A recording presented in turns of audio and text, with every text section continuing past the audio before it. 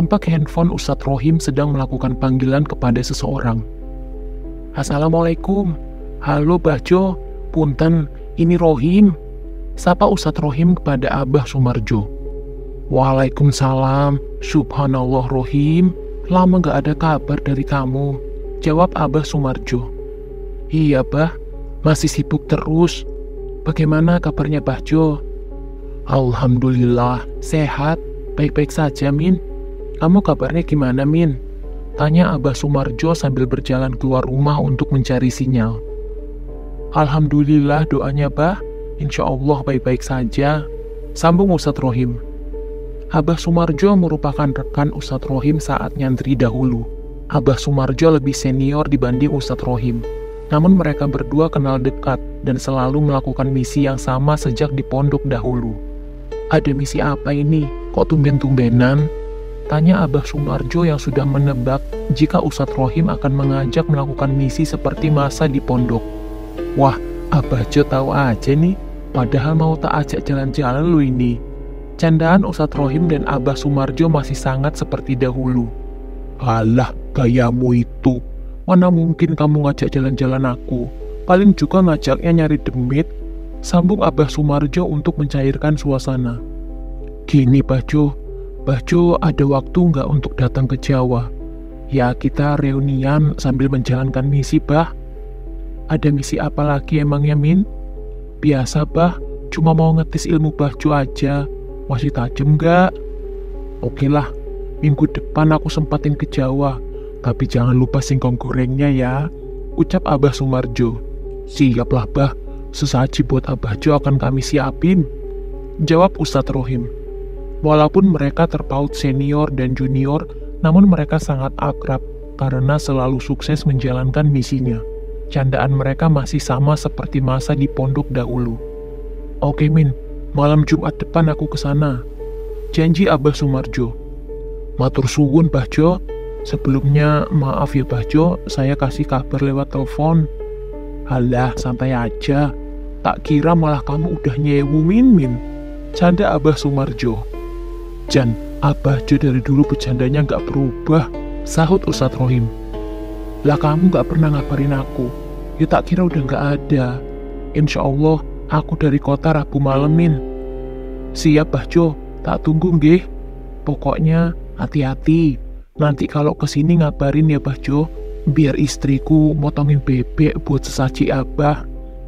Nggak usah repot-repot Tomin, kalau ada yang dibakar aja, canda Abah Sumarjo. Ada Bah, tungkunya tapi.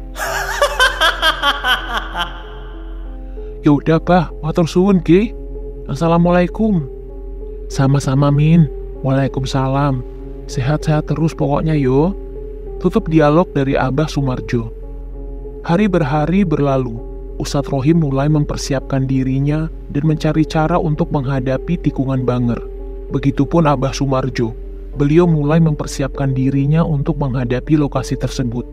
Abah Sumarjo tahu bahaya yang akan dia hadapi, bukan sembarang tempat, namun tempat yang telah memakan banyak tumbal manusia demi keserakahan Sumardi.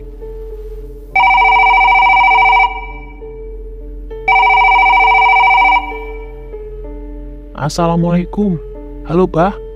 Sapa Ustadz Rohim sembari mengangkat teleponnya. Waalaikumsalam Min. Ini aku lagi berangkat. Nanti di perempatan yang menuju ke rumahmu, aku dijemput ya. Aku agak-agak lupa soalnya. Perintah Abah Sumarjo. Siap Bah. Nanti kabar-kabar kalau sudah sampai perempatan gih. Oke Min. Assalamualaikum. Sambung Abah Sumarjo. Waalaikumsalam Bah. Hati-hati di jalan ya. Setelah mendapat kabar bahwa Abah Sumarjo akan datang ke desa, Ustadz Rohim segera mengabari Pak RT melalui teleponnya. Assalamualaikum Pak RT. Nanti malam sampean bisa datang ke rumah tidak? Waalaikumsalam. Jam pinten Kang Rohim? Yo sekitar jam 11-an. Ini temanku mau main ke rumah. Temenin aku ya. Nanti tak kenalkan sambil bincang-bincang masalah yang kemarin. Siap Kang, iki aku langsung ke sana aja ya.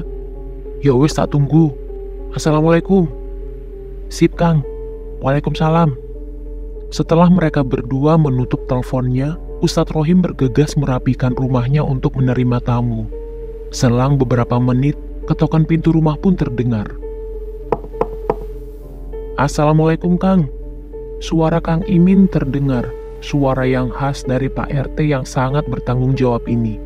Kang Imin merupakan Pak RT yang Ustadz Rohim kagumi karena kecekatannya mengurus masalah di desanya. Hampir semua kepentingan di desanya dipikirkan oleh Kang Imin. "Waalaikumsalam, Min.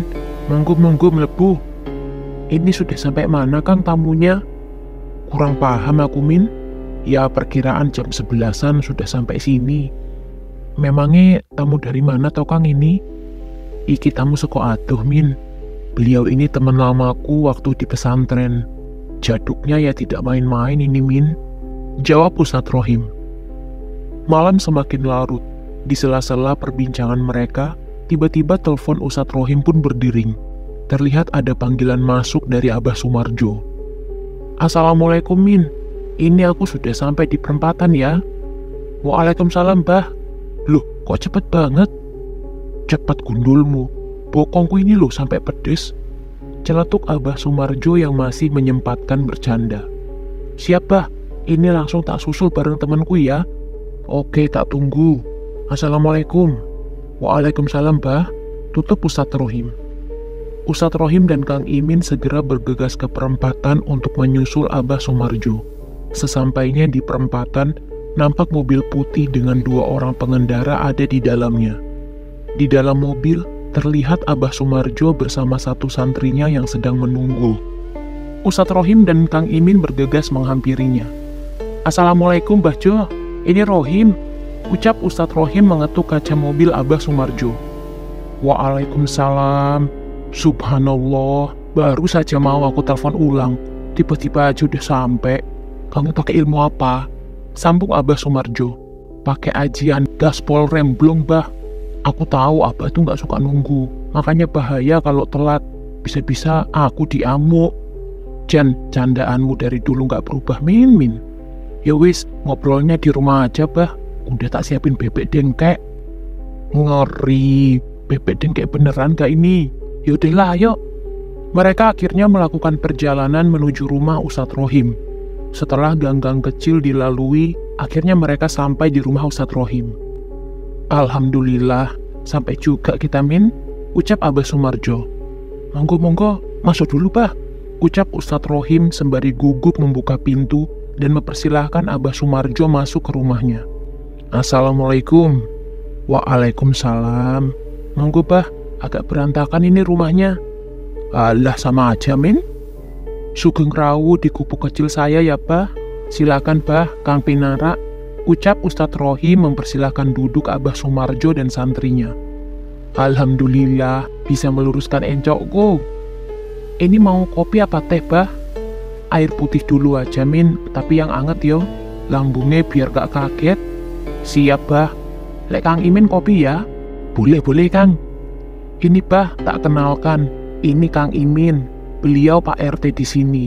Kalau nama lengkap saya kan Rohimin. Kalau Pak RT namanya Iminanto." "Walah, pantesan. Min semua namanya.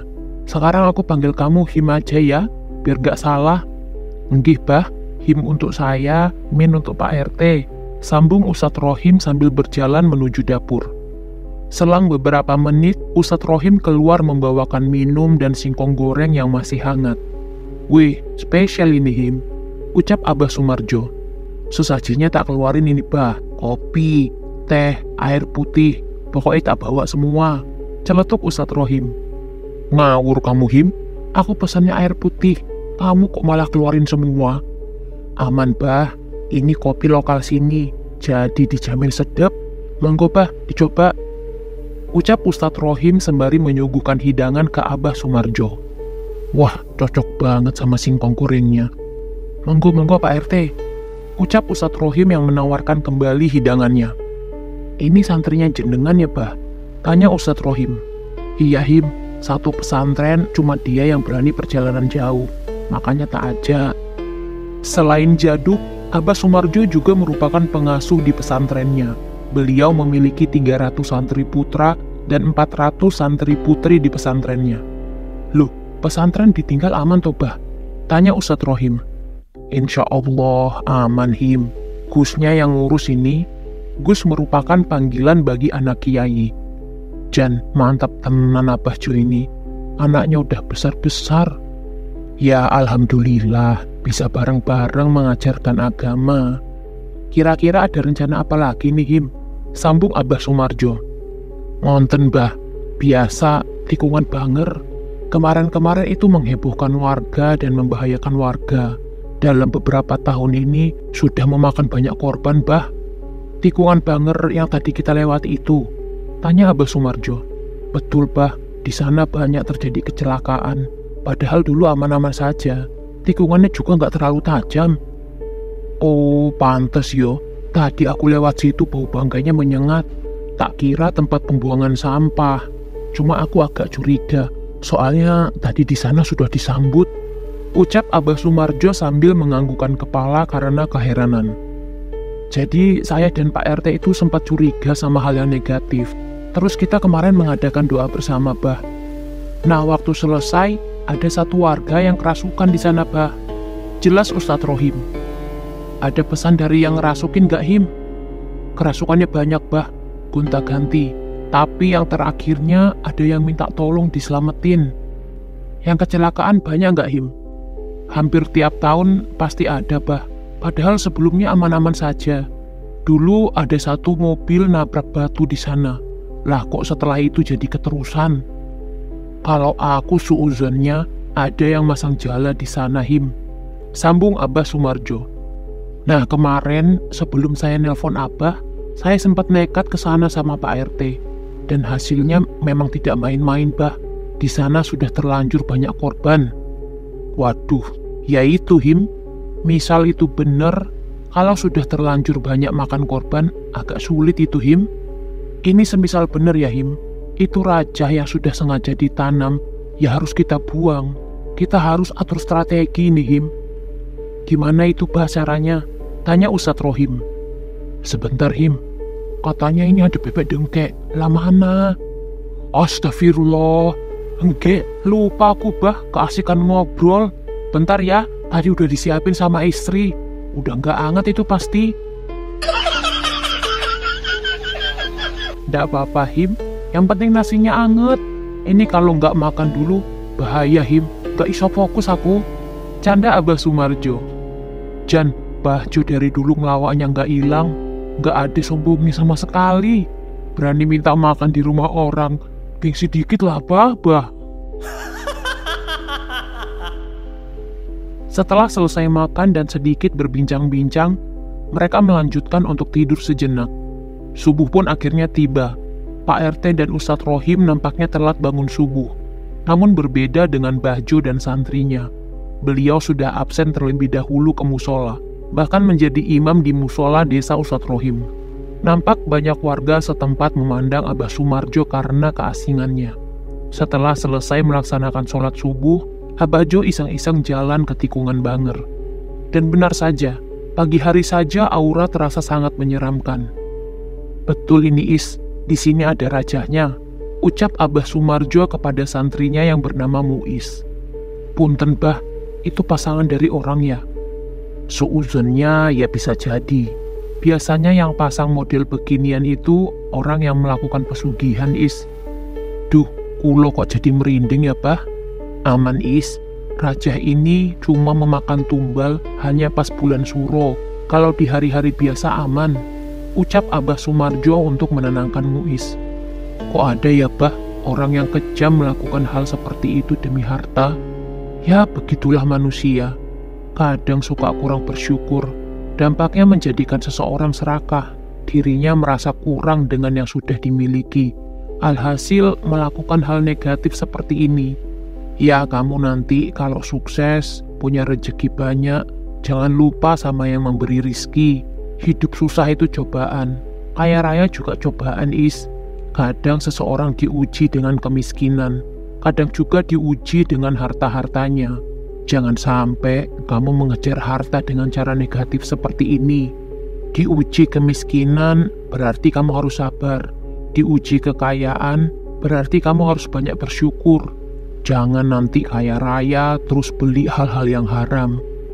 Iya bah, doakan kulung gih. Ya wis, ayo pulang ke Ustadz Rohim. Kasian pasti dia nyariin kita itu. Abah Sumarjo kembali ke rumah Ustadz Rohim. Dan benar saja, Ustadz Rohim mencari Abah Sumarjo sampai ke rumah-rumah warga. Assalamualaikum, ucap Abah Sumarjo sembari membuka pintu rumah Ustadz Rohim. Waalaikumsalam. Ya Allah, tak cari kemana-mana padahal. Dari mana aja tuh, bah? Lah kamu subuhnya kesiangan. Kasian lo jemaahnya nungguin. Baru kali ini, bah, hilap. Sengaja, ding, biar Abah Jo yang ngimamin. Dasar urusan dablek. Habis jalan-jalan dari mana, toh, bah? Aku habis dari tikungan Banger. Bener-bener serem juga ya, Min. Udah seperti kerajaan itu tempatnya. Awal mulanya gimana itu, bah? Itu sepertinya memang ada yang pasang, Him. Itu kalau kita ambil rajahnya, ya seperti kita ngambil sarang tawon. Ibaratnya sudah seperti rumah mereka. Banyak banget penghuninya. Astagfirullah, ngeri juga ini. Harus bisa ngatur strategi ya, bah. Strateginya ini harus kita pindahkan dulu anak buahnya. Di sini ada tempat yang jauh dari warga tidak? Nggak ada, bah. Rawan juga kalau di kampung. Banyak orang-orang petani di sini. Ya udah, jalan satu-satunya kita bakar semua. Cuma kita perlu tenaga ekstra ini, Him. Nanti 4 orang ini kita bareng-bareng ke sana. Kita wirid di sana bersama-sama. Ustadz Rohim sama saya yang mediasi ke mereka. Ucap Abah Sumarjo. Kamu lawan anak buahnya, aku ngelawan bosnya. Pak RT sama Muiz baca wiridnya. Nanti habis zuhur, kita bikin benteng diri dulu. Oke, bah, pagi ini kita sarapan dulu ya. Habis itu kita luangkan waktu untuk tidur sebentar. Mereka pun mulai merebahkan tubuhnya, dan Pak RT menyempatkan untuk pulang terlebih dahulu. Namun berbeda dengan Abah Sumarjo. Nampaknya Abah Sumarjo sedang melakukan sebuah wirid dengan air putih di hadapannya. Itu adalah senjata andalan Abah Sumarjo ketika berburu demit. Air putih yang diwiridkan akan menjadi senjata bagi makhluk goib. Azan zuhur pun akhirnya berkumandang. Mereka melakukan sholat berjamaah zuhur dahulu, lalu dilanjutkan dengan wirid. Wirid yang dilakukan pada siang ini merupakan wirid khusus untuk membentengi diri mereka dari makhluk goib. Hampir ribuan wirid dilantunkan karena Abah tahu akan bahaya yang akan dihadapinya. Air putih yang ada di hadapan Abah Sumarjo diberikan kepada Ustadz Rohim, Pak RT, dan juga Muiz. Mereka meminum 1 teguk dan membasuhnya ke seluruh wajah. Nanti habis Isya, kita langsung ke lokasi. Nanti setiap orang yang melihat situasi, diusahakan jangan panik. Tetap tenang dan ikuti instruksi. Senja pun akhirnya tiba. Sholat maghrib pun mereka laksanakan. Abah Sumarjo dan Ustadz Rohim melakukan wirid lebih lama dari biasanya. Mereka melakukannya sampai waktu Isya. Setelah selesai wirid, mereka melakukan persiapan dan langsung pergi ke lokasi tikungan Banger. Bismillahirrohmanirrohim, ucap Abah Sumarjo sembari turun dari mobil setelah sampai lokasi. Sepi, benar-benar sepi. Setelah beredarnya berita horor dan sering memakan korban, kini tikungan Banger jarang dilewati saat malam hari. Bahkan, tidak ada satupun yang berani melewati tikungan tersebut. Semua baca sholawat ya, jangan sampai berhenti. Di sini ramai sekali soalnya, terang Abah Sumarjo. Mereka menuju ke batu hitam besar yang menjadi pusat perhatian Abah Sumarjo. Astagfirullah ya Allah. Tiba-tiba Muiz berteriak ketakutan. Muiz segera menutup matanya sembari memegang Abah Sumarjo. Tenang Is, sholawat terus pokoknya. Insya Allah aman. Biar kamu langsung lihat yang aslinya. Jangan cuma lihat di TV aja. Canda Abah Sumarjo sembari menenangkan Muiz yang ketakutan karena baru pertama kali melihat wujud asli penghuni tikungan Banger. Mereka mulai melakukan wirid di sekitar batu tikungan Banger. Beberapa penampakan mulai berseliweran menghampiri mereka. Hantu tanpa kepala menjadi penampakan tersering di sana. Sedang kusuknya wirid, tiba-tiba ada masalah dengan Pak RT.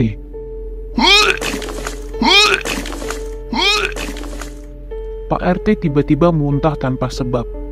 Astagfirullah ya Allah, mampu opo iki? Ucap Pak RT. Sing tenang, fokus, sholawat kabeh pokoke. Terang Abah Sumarjo. Abah Sumarjo mulai mendeteksi keberadaan raja yang ditanam seseorang di bawah batu tersebut. Raja tersebut tidak dalam, namun sulit untuk mencabutnya. Tangan Abah Sumarjo mulai meraba ke tanah yang dicurigai terdapat rajanya. Namun Abah Sumarjo kembali mundur. "Him, siap-siap, sebentar lagi ini dimulai." "Siap, Bah." "Pak RT sama Muiz baca sholawat terus ya. Misal melihat ada yang mau mendekat ke sini, Pak RT sama Muiz bisa langsung baca sholawat sebanyak-banyaknya." Ustadz Rohim dan Abah Sumarjo sepertinya melakukan hal yang sama. Mereka duduk bersila tanpa ada gerakan sama sekali. Mereka mulai memisahkan diri dari raganya.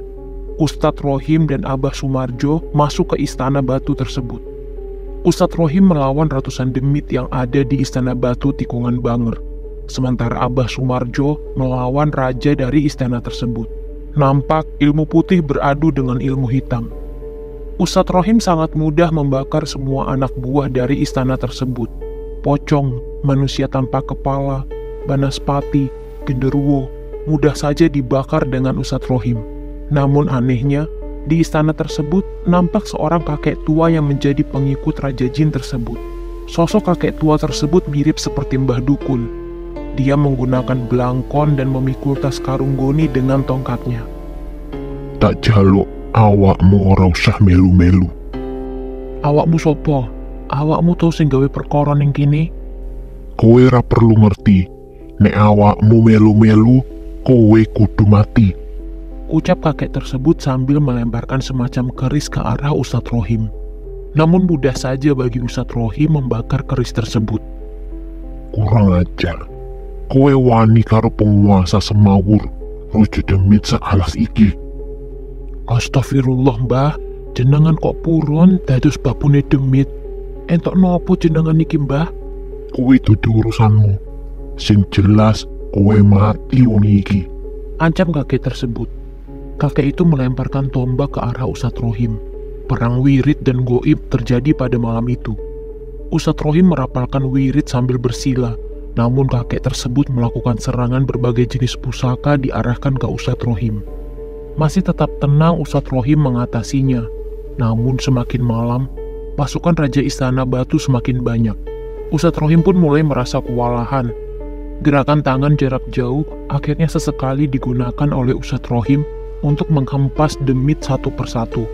Dan mereka pun mulai terbakar satu demi satu. Ustadz Rohim menggunakan ajian pukulan jarak jauh dan ajian lembu sekilan. Satu persatu demit yang mendekat pun mulai terkapar.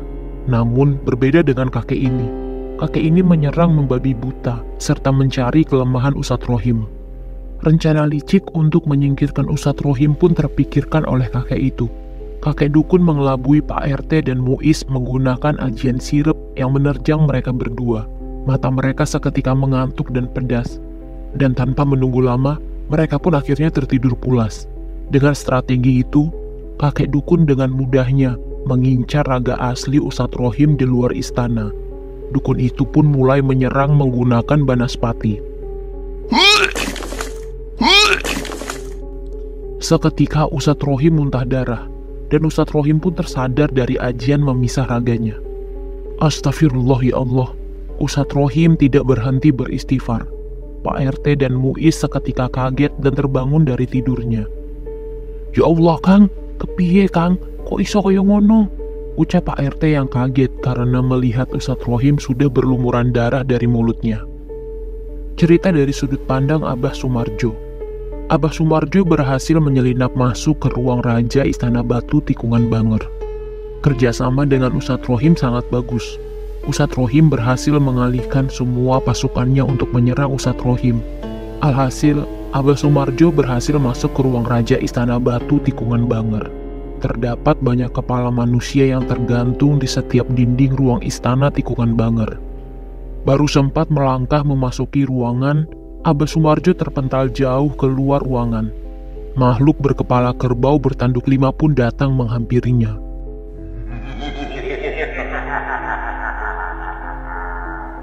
"Kiai dari wilayah sebelah hadir ke sini." Abah Sumarjo seketika menyiramkan air wirid yang dia wiridkan sejak pagi tadi. Siluman tersebut pun terbakar. Namun anehnya, api kobarannya seketika mereda. Kiai Sumarjo, pasukanmu itu tidak bakal mempan di saya. Tumbal saya sudah bisa buat saya hidup 100 tahun lagi. Ustadz Sumarjo membacakan wirid sembari menggerakkan tangannya. Ajian Braja Musti turunan dari gurunya dulu pun ia gunakan. Dengan sekali hempasan, siluman itu pun terpental. Anak buah siluman tersebut mulai bermunculan. Itu menandakan bahwa Ustadz Rohim kalah dalam pertarungannya. Tak mau mengambil resiko dan pikir panjang, Abah Sumarjo langsung kembali ke raganya. Astagfirullahaladzim. Raga Abah Sumarjo tersadar dan kaget seketika melihat Ustadz Rohim berlumuran darah yang keluar dari mulutnya. Abah Sumarjo memutuskan untuk pukul mundur pada pertarungan ini. Kita pulang ke rumah dulu, malam ini tidak memungkinkan. Kita belum siap. Iya, Bah. Tidak disangka, ternyata mereka lebih kuat. Jam menunjukkan waktu 12 malam. Abah Sumarjo, Ustadz Rohim, Pak RT, dan Muiz memutuskan kembali ke rumah. Cukup lama mereka saling berdiam di dalam mobil saat perjalanan pulang. Assalamualaikum, Bu. Ucap Ustadz Rohim sembari membuka pintu rumahnya. Waalaikumsalam, Pak. Ya Allah, Pak. Ini bagaimana kok bajunya banyak darah? Kaget istri Ustadz Rohim saat membuka pintu dan melihat suami serta bajunya terdapat bercak darah. Aman, Bu, nggak apa-apa. Ya Allah, Pak, ini gimana toh? Ucap istri Ustadz Rohim sambil berlari masuk dapur, mengambil lap dan air hangat untuk membasuh Ustadz Rohim. Wis toh, Bu, aman-aman. Sudah, ambilkan minuman teh hangat sama singkong goreng. Hahaha. Keadaan udah kayak gitu aja masih sempat-sempatnya keinget singkong goreng. Luar biasa kamu, Him. Tahu aja kamu kalau kita udah lapar. Biar nggak tegang, Bah. Biasalah kaum Hawa, kalau ada apa-apa suka gampang panik. Monggo, Pak, tehnya. Bapak-bapak ada yang mau kopi? Tanya istri Ustadz Rohim yang membawa teh dan singkong sambil menyuguhkan kepada mereka. Sudah, teh saja, Bu. Jawab Abah Sumarjo. Bapak ganti baju dulu sana biar bersih. Ucap istri Ustadz Rohim kepada Ustadz Rohim dan memerintahkan untuk mengganti bajunya. Sembari menunggu Ustadz Rohim ganti baju, Abah Sumarjo, Pak RT, dan Muiz menikmati hidangan yang telah disuguhkan. Nampak Abah Sumarjo sedang memikirkan suatu cara untuk mencabut raja di tikungan Banger. Setelah beberapa menit, Ustadz Rohim pun keluar dari kamarnya. Sambil dimakan dan diminum toh. Jangan didiemin. Iya, Him, ini udah dari tadi kok. Him, ini aku barusan kepikiran. Gimana kalau kita adakan ngaji bersama di sana? Ya hampir kayak ruqyah. Cuman ini kita pada benda. Boleh, Bah. Dulu kita pernah syukuran di sana. Sampai ada yang kerasukan juga. Ini kita tetap mengundang banyak orang. Nanti kita wirid ruqyah bersama. Semakin banyak orang kan, semakin kuat wirid kita, Him. Kita ngundang warga desa lagi berarti ya, Bah? Itu memungkinkan tidak ya, Bah? Dari pengalaman terakhir, takutnya ada yang kerasukan lagi. Insya Allah, Him, kita pakai wirid ini, kita semua aman. Kita bacakan sebanyak-banyaknya. Ya sudah, oke, Bah. Rencananya kita mau adakan kapan, Bah? Ya kalau bisa, besok malam langsung kita ke sana, Him. Karena takutnya nanti semakin banyak memakan korban gara-gara kita malam ini. Oke lah, Bah. Untuk warga gimana nih, Pak RT? Bisa dikondisikan tidak ya? Insya Allah, Kang. Besok pagi saya coba tak umumkan ke warga. Perlu tasyakuran tidak ya, Bah? Kita tasyakuran setelah ini semua selesai aja, Him. Biar fokus dulu. Ya sudah, Bah. Besok Pak RT yang mengumumkan ke warga. Bismillah kita. Nanti malam kita ke sana bareng-bareng. Kalau bisa yang jemaah, bapak-bapak saja ya, Pak RT. Biar tidak rawan. Pesan Abah Sumarjo kepada Pak RT. Waktu semakin berlalu. Tanpa terasa, perbincangan mereka pun sudah mendekati waktu subuh. Hampir semalaman mereka bekerja keras untuk melawan raja di tikungan Banger. Ya sudah, ini bentar lagi subuh. Muiz ke mushola untuk azan dulu ya. Enggih, Bah. Jawab Muiz sambil menjabat tangan Abah Sumarjo, Pak RT, dan Ustadz Rohim. Mereka pun mulai bersiap-siap untuk menuju ke mushola. Perbincangan mereka akhirnya menemukan titik temu. Entah nantinya akan berhasil atau tidak. Tentunya mereka akan berusaha untuk mencabut raja di tikungan Banger. Assalamualaikum warahmatullahi wabarakatuh.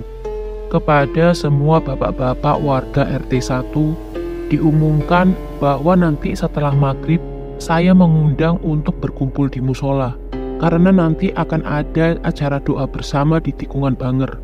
Nampak suara Pak RT sedang memberikan pengumuman kepada semua warga. Pak RT semangatnya luar biasa ya, Bah. Iya, Him, pagi-pagi sudah diumumin di musola saja.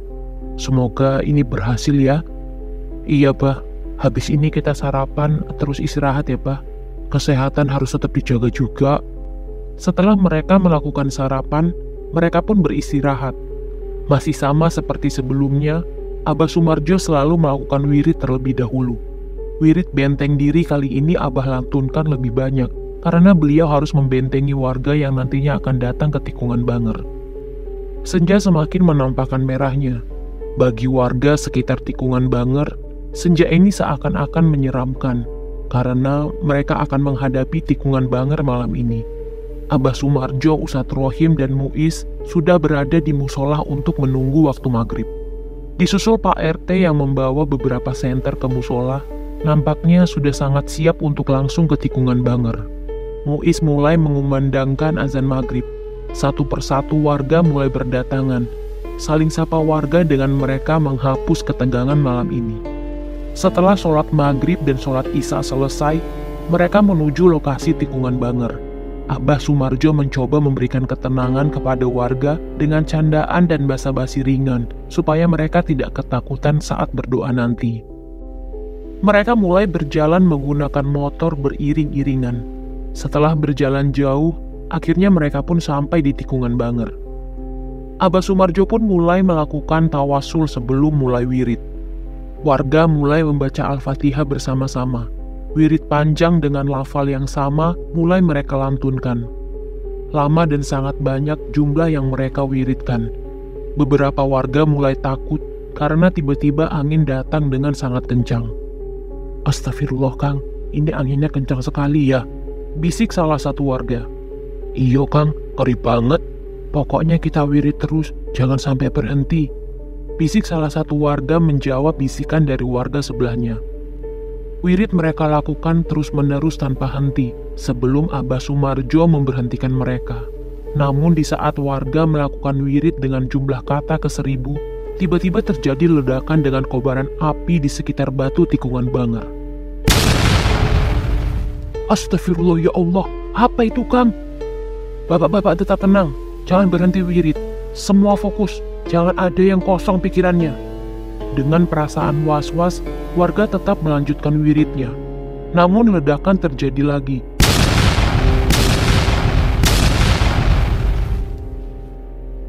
Hingga lebih dari 3 kali ledakan terjadi di sekitar batu tikungan Banger, di mana lokasi tersebut tempat ditanamnya Raja Sunardi.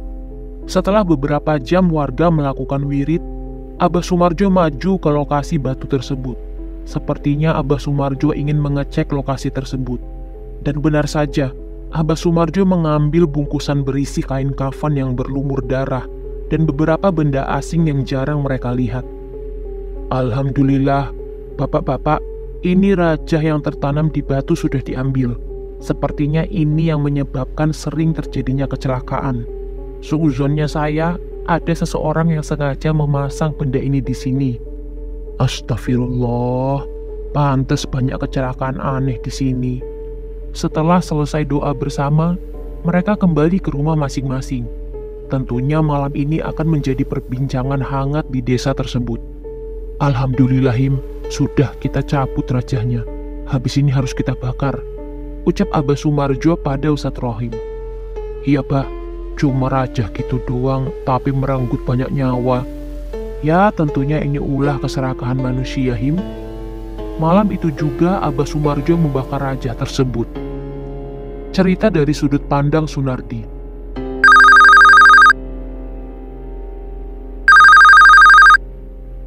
Halo Ton, ada kabar apa? Kok tumben nelpon? Tono merupakan anak pertama dari Mbah Tangil. Tono pisah dengan Mbah Tangil saat usia 30 tahun setelah menikah dengan istrinya di luar kota. Pak D, Ayah sudah tidak ada. Tidak adanya jam berapa, Ton?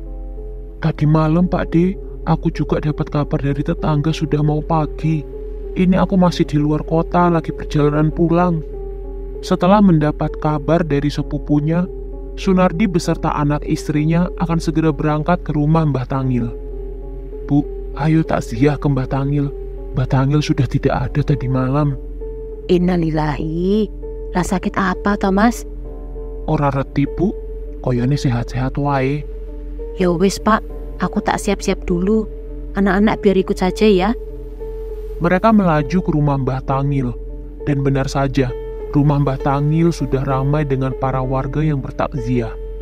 Sunardi langsung mengecek jenazah Mbah Tangil. Dan sangat mengagetkan betapa anehnya Mbah Tangil meninggal dengan tubuh lebam seperti terbakar. Gosong, benar-benar gosong.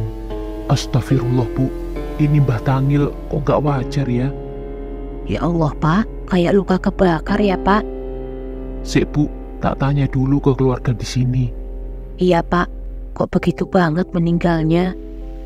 Meninggalnya jam berapa, Pak?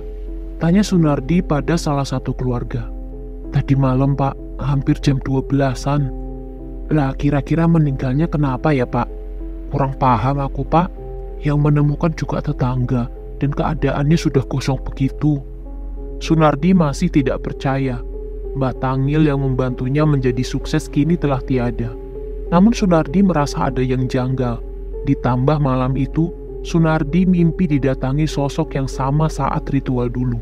Sosok tersebut kembali meminta tumbal. Sunardi kembali ke rumahnya.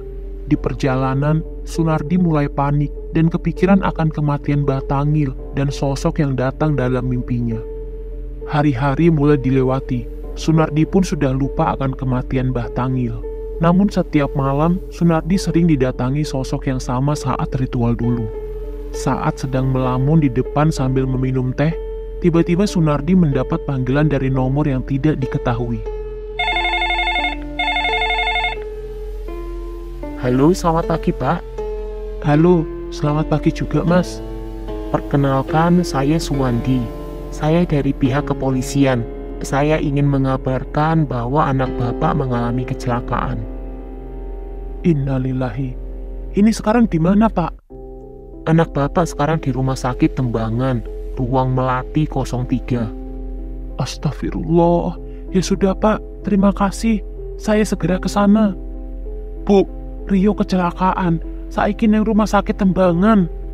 Innalillahi. Ya Allah, Pak. Sekarang kabarnya Rio gimana? Sudah. Sekarang kita siap-siap, biar kita langsung ke sana. Mereka mempersiapkan diri dan bergegas menuju rumah sakit.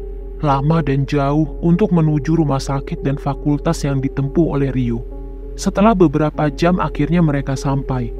Pemandangan buruk kembali menerjang keluarga Sunardi. Anak pertama yang dia sayang menghembuskan nafas terakhir karena pendarahan di bagian kepala. Darah terus keluar tanpa henti di bagian hidung dan telinga Rio. Tangisan istri Sunardi tidak henti. Beberapa kali tak sadarkan diri terjadi di rumah sakit Tembangan. Sunardi benar-benar tidak percaya akan kejadian yang menimpanya. Belum genap 7 hari Mbah Tangil pergi, sekarang anaknya yang pergi meninggalkannya. Benar-benar duka bagi keluarga Sunardi. Di setiap lamunannya, Sunardi selalu terfikirkan mimpi buruk yang sering mendatanginya. Opo iki gara-gara raja yang aku tanam yo? Batin Sunardi di lamunannya. Istri Sunardi menjadi sosok ibu yang sensitif dan sangat kurus. Istri Sunardi sering melamun, menangis secara tiba-tiba, menjerit histeris, dan kadang mencoba nekat untuk bunuh diri. Pikir Sunardi ini karena depresi setelah anak pertamanya meninggal.